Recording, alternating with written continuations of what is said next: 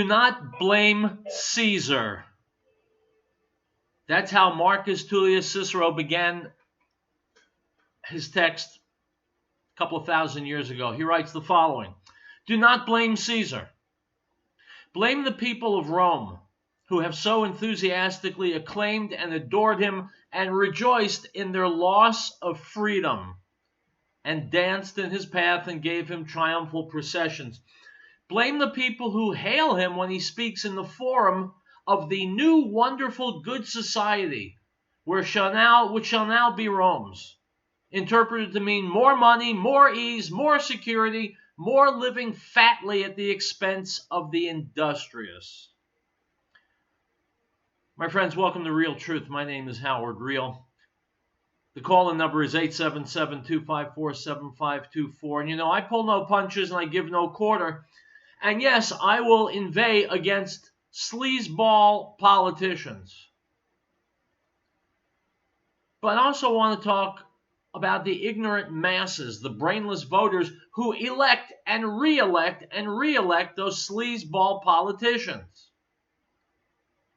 It's easy to hurl epithets at Caesar, but the people who made Caesar possible are the real culprits, and that's what's happening in America. Every day I turn on the news and I hear this particular demographic people is trending more towards the Democrats.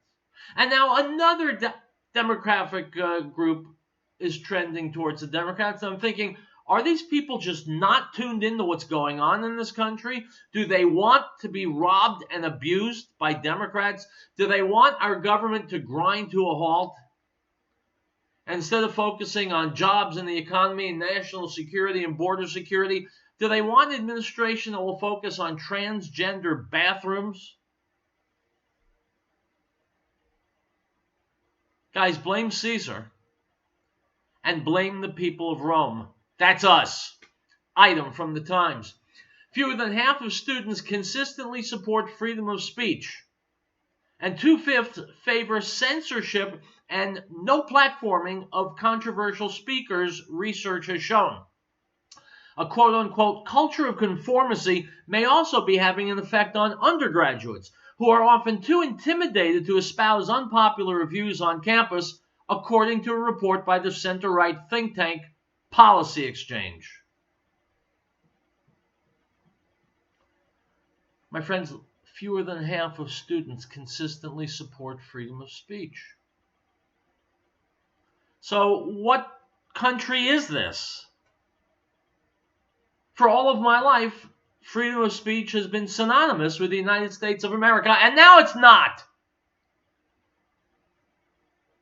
When the hell did we teach our kids that not offending someone is more important than the constitutionally protected right of free speech? How did we raise a generation like this?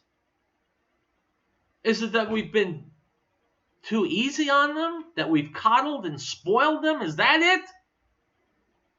And now they're doing what all spoiled children do. They turn around and bite the hand that's fed them.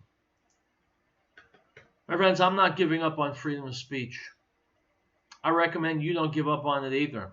And I recommend you grab your college students by the ear and say, listen, schmuck.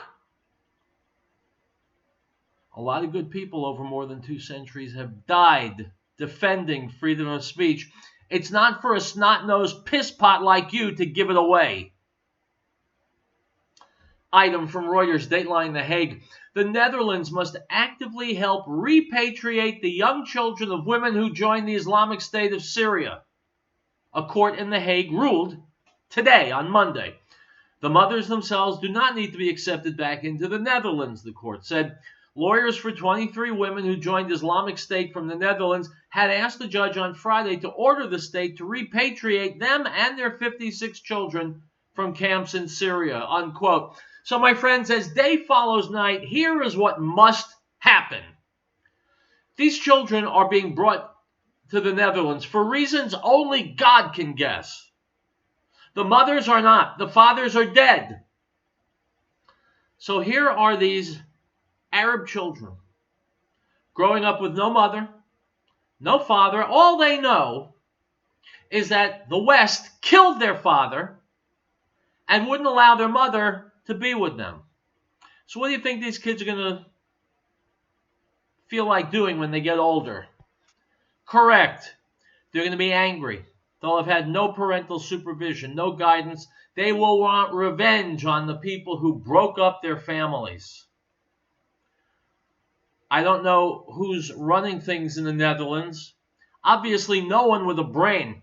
In fact, all throughout Europe, they are doing everything they can possibly think of to fill their countries with people who despise and want to destroy them.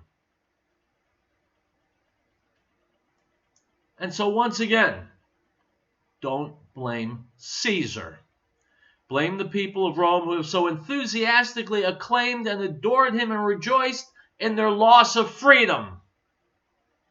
Whether it's lack of freedom of speech on campuses, whether it's recruiting young terrorist wannabes in the Netherlands, whether it's filling any Western country with Muslims who despise the West and want an Islamic State ruling the world. Forget about Caesar. Look inward. Look in the mirror. We are destroying Western civilization. We are corrupting our governments and our countries. We are inviting the enemy in even as we disarm ourselves. It is a sickness that one day historians will write about. Right now, it's left to us to try and stop it. It's Monday. It's Veterans Day here on Real Truth, and we'll be right back.